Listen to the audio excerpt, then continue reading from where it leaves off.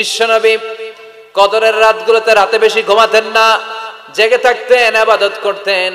ফাতেমা রাদিয়াল্লাহু তাআলা আনহাকে জাগিয়ে দিতেন, স্ত্রীদেরকে জাগাতেন, সন্তানদেরকে জাগাতেন, আর বলতেন দাঁড়িয়ে যাও, আল্লাহর সামনে দাঁড়িয়ে দাঁড়িয়ে সিজদায় পড়ে থাকো।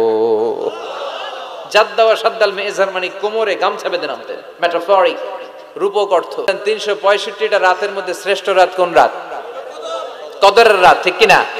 ইন্না আনজালনাহু ফি লাইলাতিল কদরি ওয়া মা আদরাকা মা লাইলাতুল কদর লাইলাতুল কদরি খায়রুম মিন আলফি শাহর। সুবহানাল্লাহ পড়েন।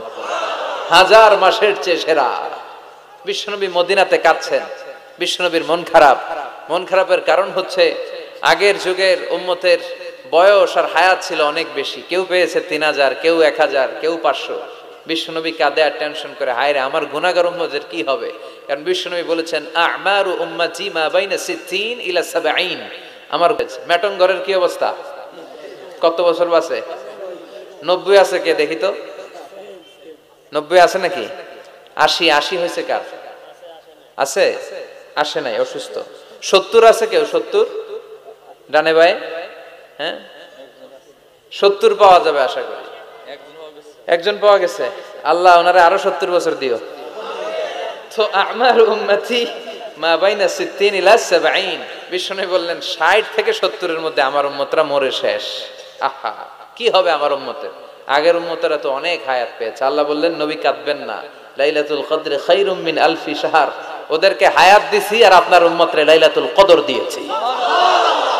ও নবী কাঁদবেন না, চিন্তিত হবেন না, বিষণ্ণ হবেন না, ফ্রাস্ট্রেশনে ভুগবেন না। তাদেরকে হায়াত দিয়েছি বেশি, কদর দেই নাই। আপনার উম্মতকে হায়াত দিয়েছি কম, এটা ঠিক, কিন্তু কদর দিয়েছি যেই কদরের রাত হাজার মাসের চেয়েও সেরা। খায়রুম মিন আলফি শাহর। ওই রাতে আপনি এক রাত ইবাদত করলে 1000 মাস ইবাদত করলে যে রিওয়ার্ড আপনি পাবেন, যে সওয়াব পাবেন, ওই সওয়াব আপনার আমলনামায় দিয়ে দিবে কে? আর যারা বুদ্ধিমান নয় এরা খালি কলুর বলদের মতো খাটে। A practicing believer, they don't work hard, they work smart. বিশ্বাসীরা, আল্লাহর প্রিয় বান্দারা, তারা স্মার্টলি কাজ করে, তারা ঘাম ঝরায় না। তারা এমন সময় কাজ করে বসে একদিনের কাজে 1000 মাসের সওয়াব হয়ে যায়। এজন্য কদরের রাতে ইবাদতের দরকার আছে না নাই? বিশ্বনবী কদর যখন আসতো, এই কদরের রাতে ঘুমাতেন না। ইদা জাআল আশরাল আখার আহিয়াল লাইলা আইকাদা আহলা ওয়া জাদ্দা ওয়া শাদ্দাল মিজার। বিশ্বনবী কদরের রাতগুলোতে রাতে বেশি ঘুমাতেন না, জেগে থাকতেন, ইবাদত করতেন। ফাতেমা রাদিয়াল্লাহু তাআলা আনহাকে জাগিয়ে দিতেন, স্ত্রীদেরকে জাগাতেন, সন্তানদেরকে জাগাতেন, আর বলতেন দাঁড়িয়ে যাও, আল্লাহর সামনে দাঁড়িয়ে দাঁড়িয়ে সিজদায় পড়ে থাকো। জাদ্দা ওয়া শাদ্দাল মিজার মানে কোমরে গামছা বেঁধে নামতেন, মেটাফরিক, রূপক অর্থ। এখন রূপক বোঝে না মানুষ, মেটাফরিক বোঝে না, আক্ষরিক অর্থে ব্যাখ্যা করতে চায়, এগুলো কপাল পোড়া, ঠিক কি না? বিশ্বনবী অনেক মেটাফোর ইউজ করেছেন, অনেক রূপক ব্যবহার ইউজ করেছেন। আমি যদি আপনারে বলি তুমি একটা বাঘের বাচ্চা, আপনি যদি বলেন হুজুর আমারে জানোয়ার বলে গালি দিলেন কেন? আপনি যদি বলেন আপনি আমার জানোয়ারের সাথে তুলনা করলেন, আমি তো আপনার জানোয়ার বলি নাই, আমি আপনাকে বাঘের যেমন শৌর্য বীর্য আছে, power and strength and energy আছে, ওইটার সাথে আমি কম্পেয়ার করে আপনাকে বলেছি বাঘের বাচ্চা। তার মানে আপনি জানোয়ার না, আপনি শক্তিশালী। চিল্লা এখন ঠিক কিনা? কপাল পোড়া, এগুলো বুঝতে চায় না। আল্লাহ তুমি হেদায়েত দাও। তার মানে কদরের রাতে বেশি বেশি ইবাদতের দরকার আছে না নাই? আমরা পেলাম 365 দিনের মধ্যে শ্রেষ্ঠ দিন। কথা বুঝে নাই বোধহয়। 365 রাতের মধ্যে শ্রেষ্ঠ রাত, 12 মাসের মধ্যে শ্রেষ্ঠ মাস, শাহরু রমাদান আল্লাযী উনজিলা ফীহি। তার মানে 365 দিনের মধ্যে আরাফার দিন সেরা, 365 রাতের মধ্যে কদরের রাত সেরা, 12 মাসের মধ্যে রমজান মাস সেরা। তাই বিশ্বনবী বললেন সপ্তাহের 7টা দিনের মধ্যে জুমার দিনটা হলো সেরা। কামা ফাদ্দালা জামানান আলা জামান। আল্লাহর সুন্নাত হচ্ছে আল্লাহ সময়ের উপর সময়কে প্রাধান্য দেন, দিনের উপর দিনকে প্রাধান্য দেন। সুবহানাল্লাহ পড়েন। তাহলে যেই সূরাটা নিয়ে আমরা বসেছি, সূরাটার নাম সূরাতুল জুমআ। বিশ্বনবী বলেন এটা শ্রেষ্ঠ দিন, সাইয়্যিদুল আইয়াম ফিল উসবু'। সপ্তাহের যে 7টা দিন আছে, এই 7টা দিনের মধ্যে শ্রেষ্ঠ দিন। সুবহানাল্লাহ পড়েন। এর কারণ কি? এতগুলো দিন থাকতে জুমার দিনের এত ফজিলত কেন? কারণ এই দিনে আল্লাহ তাআলা ফিহি খালাকাল্লাহু সাইয়্যিদানা আদম আলাইহিস সালাম, এই দিনে আল্লাহ তাআলা আদম আলাইহিস সালামকে তৈরি করেছেন। ফিহি আহবাতাল্লাহু তাআলা আদম মিনাল জান্নাহ ইলাল আরদ, এই দিনে আল্লাহ তাআলা সাইয়্যিদানা আদমকে জান্নাত থেকে দুনিয়ায় পাঠিয়েছেন। আল্লাহু আকবার। ফিহি তাকাব্বালাল্লাহু তাওবাতা আদম, এই জুমার দিনে আল্লাহ সাইয়্যিদানা আদম আলাইহিস সালামের তওবা কবুল করেছেন। ফিহি কুবিদা রূহু আদম, এই জুমার দিনে আল্লাহ তাআলা সাইয়্যিদানা আদম আলাইহিস সালামের রূহ কবজ করবেন। ওয়ালা তাকুমু সাআতু ইল্লা ফি ইয়াউমিল জুমআ, আর জুমার দিন ছাড়া কিয়ামত অনুষ্ঠিত হবে না। তাহলে জুমার দিনের আলাদা স্পেশালিটি আছে না নাই? আবার বিশ্বনবী জুমার দিনকে লক্ষ্য করে বললেন, আল জুমআতু ইলাল জুমআ কাফফারাতুন লিমা বাইনাহুমা, এক জুমা থেকে আরেক জুমার মাঝখানে যে 7টা দিন আছে, জুমার কারণে 7 দিনে যে গুনাহগুলো হয়, গুনাহগুলো জড়িয়ে দেয় কে? রজব শাবানে বরকতে দাও, রমজান মাসে গুনাহ ঝড়াও, সপ্তাহ জুড়ে তুমি বরকতে দাও, জুমার দিনেতে গুনাহ ঝড়াও, রজব শাবানে বরকতে দাও, রমজান মাসে গুনাহ ঝড়াও। পড়েন আমিন। এই জুমার মাধ্যমে বিগত সপ্তাহের গুনাহগুলোকে ঝরিয়ে আপনারা নিষ্পাপ করে দেয় কে? আল্লাহ। আর রমজানের মাধ্যমে বিগত 1 বছরের গুনাহ মাফ করে দেয় কে? এজন্য বিশ্বনবী রমাদান আল মুবারাক আসার 2 মাস আগ থেকেই নিজেকে প্রিপেয়ার করতেন, প্রস্তুত করতেন। রজব থেকেই তিনি দোয়া করতেন, আল্লাহুম্মা বারিক লানা ফি রজব ওয়া শাবান ওয়া বাল্লিগনা রমাদান, আল্লাহ তুমি রজব শাবানে বরকত দাও, রমজান মাস আমাদেরকে পৌঁছিয়ে দাও। পড়েন আমিন। এখন যে মাসটা আমরা কাটাচ্ছি কি মাস? এই মাস থেকে বিশ্বনবী নিজেকে প্রিপেয়ার করতেন। আর শাবান মাসে বিশ্বনবী সবচাইতে বেশি নফল রোজা রাখতেন। যারা নফল রোজা রাখতে চান এরা শাবান মাসে রাখবেন। রমাদানের পরে যেই মাসে বিষ্ণু ইসা ইসলাম সবচেয়ে বেশি নফল রোজা রাখতো, ওই মাসটার নাম হচ্ছে শাবান। বেশি বেশি নফল রোজা রাখবেন তো? আল্লাহ তুমি কবুল করো। এই জুমার দিনের মর্যাদাটা আল্লাহ তাআলা সর্বপ্রথম ইহুদিদের দিতে চেয়েছিল। কাদেরকে? কথা বলেন।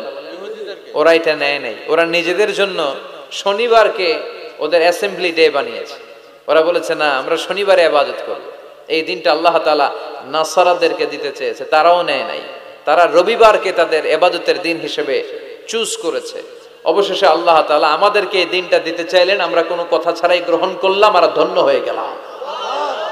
ফাগাদান লিল ইয়াহুদ ওয়া বা'দা গাদিন লিন নাসারা, জুমার দিনটা আমাদের দিন। গাদান মানে তার পরের দিন, শনিবার হচ্ছে ইহুদিদের জন্য আর রবিবার হচ্ছে খ্রিস্টানদের জন্য। আর আমাদেরকে জুমার দিন দিয়ে খুশি হয়ে গেলেন কে? আবার বিশ্বনবী বললেন, জুমার দিনটা এমন দিন, এই দিনে আল্লাহর পক্ষ থেকে বিশেষ ফেরেশতারা মসজিদের সবগুলো দরজার মধ্যে দাঁড়িয়ে যায় এবং জুমার নামাজের আগ দিয়ে খতিব সাহেব আসার আগ পর্যন্ত লিখতে বসে যায়।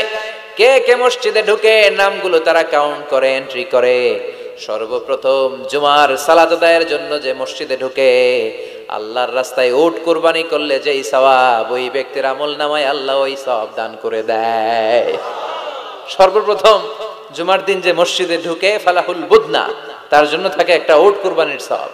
ওনার পরে যে ঢুকবে ফালাহু বাকারা, তার জন্য গরু কুরবানির সওয়াব। 3 নম্বরে যে ঢুকবে ফালাহুল কাবশা, তার জন্য ছাগল কুরবানির সওয়াব। 4 নম্বরে যে ঢুকবে তার জন্য ফালাহু আদ-দাজাজা, মুরগি কুরবানির সওয়াব। 5 নম্বরে যে ঢুকবে তার জন্য আল বাইদা, ডিম কুরবানির সওয়াব। সুবহানাল্লাহ পড়ে। এরপরে ইমাম সাহেব যখন খুতবা দেওয়ার জন্য চলে আসে, ফেরেশতারাও বসে যায়, খুতবা শুনতে শুরু করে। সুবহানাল্লাহ পড়ে। তাহলে এই জুমার দিনের আলাদা সিগনিফিকেন্স আল্লাহর কাছে আছে না নাই? বেশি না কম? আলহামদুলিল্লাহ যে এই দিনটাকে আমরা ছুটির দিন হিসেবে পেয়েছি। 1984 সালে তৎকালীন প্রেসিডেন্ট হুসাইন মোহাম্মদ এরশাদ সাহেবের নাম শুনছেন? হ্যাঁ, উনি এটাকে রাষ্ট্রীয়ভাবে জুমার দিন হিসেবে ঘোষণা করেছিলেন। ওনার কল্যাণে আমরা এই দিনটাকে স্টিল নাও, এখনো পর্যন্ত এটাকে আমরা ছুটির দিন হিসেবে পেয়েছি। উনি ইসলামের জন্য অনেক কাজ করছেন, আবার স্বৈরাচারীও করছেন। তো ভালো খারাপ নিয়েই মানুষ, ঠিক কিনা? খারাপটার আমরা না বলি। আল্লাহ তোমার এই বান্দার এই ভালো কাজটাকে তুমি কবুল করো। পৃথিবীর অনেক মুসলিম দেশেও এই শুক্রবারকে, এই জুমাবারকে তারা ছুটির দিন রাখতে পারে নাই। ইভেন মালয়েশিয়া, ইসলামের জন্য তারা অনেক কাজ করে, কিন্তু তাদের সাপ্তাহিক ছুটির দিন হচ্ছে রবিবার। সানডেতে তারা উইকেন্ড পালন করে। এর কারণ অনেক খ্রিস্টান দেশের সাথে ওদের ফিনান্সিয়াল এন্ড কমার্শিয়াল ট্রানজাকশন হয়। তো শুক্রবারে যদি এই কাজ করে, জুমার দিনে যদি এই কাজ করে, আর রবিবারে যদি তারা করতে না পারে, তাহলে একদিন তারা পিছিয়ে যায়। এই ফিনান্সিয়াল ট্রানজাকশনকে ঠিক রাখার জন্য রবিবারে মালয়েশিয়াতে ছুটির দিন হিসেবে ঘোষণা দিয়েছে। কিন্তু বাংলাদেশে সাপ্তাহিক ছুটির দিন কোনটা? খুশি না বেজার? চিল্লায় পড়ে আলহামদুলিল্লাহ। এজন্য রব্বুল আলামিন বলেন, ইয়া আইয়ুহাল্লাযীনা আমানু ইযা নুদিয়া লিস-সালাতি মিন ইয়াউমিল জুমআতি ফাসআউ ইলা যিকরিল্লাহি ওয়া যারুল বাই', যালিকুম খায়রুল লাকুম ইন কুনতুম তা'লামুন। সুবহানাল্লাহ পড়েন। আল্লাহ ডেকে বলে, গোলাম ও আমার ইমানদার বান্দারা, আমার বিশ্বাসী বান্দারা, জুমার সালাতের জন্য যখন আজান দিয়ে দেয়া হয়, ফাসআউ ইলা যিকরিল্লাহ, আল্লাহর স্মরণের দিকে তোমরা ধাবিত হও। ওয়াজারুল বাই', কেনা বেচা বন্ধ করে দাও। যালিকুম খায়রুল লাকুম ইন কুনতুম তা'লামুন, এটাই তোমাদের জন্য কল্যাণকর যদি তোমরা জানতে। সুবহানাল্লাহ পড়ে। ও বিশ্বাসীরা, কারা? মানে আমরা, আমাদেরকে অ্যাড্রেস করে কথা বলছেন, ভাল লাগে না? আল্লাহ যখন আমাদেরকে ডাক দেয়, ভাল লাগে আপনাদের? আল্লাহ আমাদেরকে ডেকে বললেন, গোলাম জুমার সালাতের যখন আজান হয় তখন তোমরা আল্লাহর জিকিরের দিকে ধাবিত হও। এই আজান দ্বারা উদ্দেশ্য হচ্ছে খুতবা দেওয়ার আগে যে আজানটা দেয়া হয়, বুঝতে পেরেছেন? খুতবা দেওয়ার আগে একটা আজান দেয়া হয় না? দুর্ভাগ্যবশত এই দেশে ওই আজানটা খুব আস্তে আস্তে দেয়, ইমাম সাহেবের মুখের সামনে এসে ছোট্ট ছোট্ট করে দেয়, যাতে কেউ শুনতে না পারে, দেয় না এরকম? কিন্তু গোটা বিশ্বে রফিক ভাই এই আজানটাও মাইকে দেয়, এই আজানটাও মাইকে দেয়। আপনাদের এই চান্দোলাতে এবার আমি জুমা পড়ালাম না, দেখলাম এইখানেও আমার সামনে, আমার কানের সামনে এসে এসে আমারে শোনাইতেছে। তাই আমি বললাম, এটা মাইকে দেন, জোরে দেন। বলা হচ্ছে যে না, আশেপাশে ডিস্টার্ব হবে। কিন্তু সুন্নাহ হচ্ছে আজান মানে অ্যানাউন্সমেন্ট। আজান বিমা'না আল ই'লান, অ্যানাউন্সমেন্ট, ঘোষণা। তো ঘোষণা আসতে দিলে হবে? কথা বলেন। এটাও জোরে দেয়া সুন্নাহ, এটাও আওয়াজ করে দেয়া সুন্নাহ। কি কারণে এদেশে দেয়? আল্লাহু আ'লাম, আল্লাহু আ'লাম। গোটা বিশ্বে আপনি দেখবেন, আপনারা যারা হজ উমরা গিয়েছেন দেখবেন এই আজানটাও মাইকে দেয়, জোরে দেয়, যাতে লোকজন তাড়াতাড়ি চলে আসে। মূলত এই আজানটাই জুমার আজান। এর 1 ঘন্টা আগে আমরা বাংলাদেশে যেটা দেই, এটা আল্লাহ রাসূল সাল্লাল্লাহু আলাইহি ওয়াসাল্লামের জামানায় ছিল না, এটা সাইয়েদনা আবু বকরের জামানায় ছিল না, ওমরে ফারুকের জামানায় ছিল না। এটা শুরু হয়েছে সাইয়েদনা উসমান যুন্নুরাইনের জামানা থেকে। তখন মুসলিম ওয়ার্ল্ড খুব বেশি এক্সপান্ড করতে শুরু করলো, বাড়তে শুরু করলো। মুসলমানদের সংখ্যা অনেক বেড়ে গেল, মসজিদে গিজ গিজ করে লোকজন, জায়গা হয় না। তো তখন মানুষ যেন জুমার সালাতের এই বরকত, এই মার্সি ব্লেসিংস থেকে বঞ্চিত না হয়ে যায়, মানুষকে আগ থেকে সতর্ক করার জন্য মদিনায় একটা বাজার আছে সুক জাওরা। এই সুকে জাওরার এখানে উনি এই নতুন একটা আজানের প্রচলন করলেন। আলহামদুলিল্লাহ পড়েন। এটাও সুন্নাত, এটা সুন্নাতে উসমান। বিশ্বনবী বলেছেন, আলাইকুম বিসুন্নতি ওয়া সুন্নাতিল খুলাফাইর রাশিদিন আল মাহদিয়িন আদু আলাইহা বিন নওয়াজিস। তোমাদের উচিত আমি বিশ্বনবীর সুন্নাতকে যেমনি আঁকড়ে ধরা, আমার 4 খলিফার সুন্নাতকেও তেমনি মারির দাঁত দিয়ে আঁকড়ে ধরা। চিল্লায় এখন ঠিক কিনা? এজন্য বিশ্বনবীর সুন্নাহ মানা যেমনি আবশ্যক, 4 খলিফা যে সুন্নাহ দিয়েছেন ওইটাও মানার দরকার আছে। রাডাই